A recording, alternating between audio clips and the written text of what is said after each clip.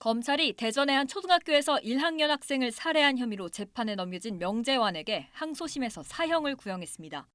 어제 검찰은 대전 고등법원에서 열린 명 씨의 항소심 결심 공판에서 무기징역을 선고한 원심 판결을 파기하고 사형을 선고해달라고 요청했습니다. 어제 재판에서 이 사건 피해 아동의 시신을 직접 검시했다고 밝힌 수사검사는 너무나 작고 어리고 하얗고 말랐던 피해 아동의 마지막 모습을 죽을 때까지 잊을 수 없을 것 같다고 말했습니다. 그러면서 너무나 참혹했으며 처절한 고통 속에서 죽어가며 맨손으로 흉기를 막으려 적극적으로 반항했던 것을 느낄 수 있었다고 말했습니다. 검사는 피고인 명재환은 교사로서 자신이 보호해야 할 대상이자 아무런 잘못 없는 피해 아동을 너무나도 잔혹하게 살해했다며 명 씨에게 사형이 선고되어야 하는 이유를 10여 분에 걸쳐 설명했습니다. 이 과정에서 검사는 목이 메어 말을 잇지 못하거나 눈물을 보이기도 했습니다. 검찰은 특히 명 씨가 계획적으로 범행 장소와 도구, 방법을 준비했다는 점 등을 토대로 명 씨에게 사물을 변별하거나 의사를 결정할 능력이 있었다고 강조했습니다. 반면 명 씨는 1심에 이어 항소심에서도 심신미약을 주장했습니다.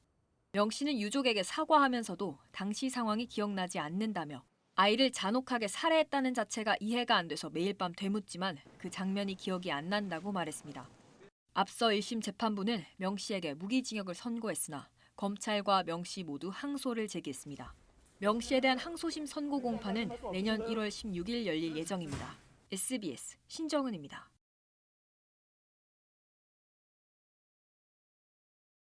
대전의 한 초등학교에서 1학년 학생을 살해한 혐의로 1심에서 무기징역을 선고받은 교사 명재환 씨의 변호인이 항소심 첫 재판을 앞두고 돌연 사임했습니다. 어제 대전 고등법원에선 명 씨의 초등생 살해 사건 항소심 첫 공판이 열렸습니다. 그러나 1심부터 명 씨의 변호인을 맡았던 사선 변호인이 지난 7일 사임하면서 항소심 첫 공판은 명 씨의 인적 사항만 확인하고 마쳤습니다. 재판을 앞두고 선정된 국선 변호인이 아직 사건 기록을 확인하지 못했기 때문입니다. 명 씨의 전 변호인은 자신의 SNS에 글을 올려 사건을 맡을지 며칠 고민하다가 법률가로서 훈련받은 대로 사형수도 변호인의 조력을 받을 권리가 있다는 원칙에 따라 사건을 수임했는데 저의 인식이 시민 인식에 많이 못 미쳤던 것 같다고 밝혔습니다. 그러면서 참혹한 사건으로 유명을 달리한 하늘이와 고통 속에서 지내실 부모님, 피고인의 영혼을 위해 기도하겠다고 적었습니다. 재판부는 오는 17일 재판을 속행하기로 했습니다.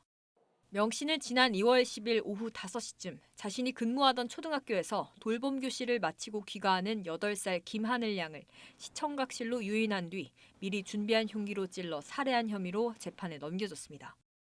1심 재판부는 명 씨 측의 심신미약 주장을 받아들이지 않고 무기징역을 선고했습니다. SBS 신정은입니다.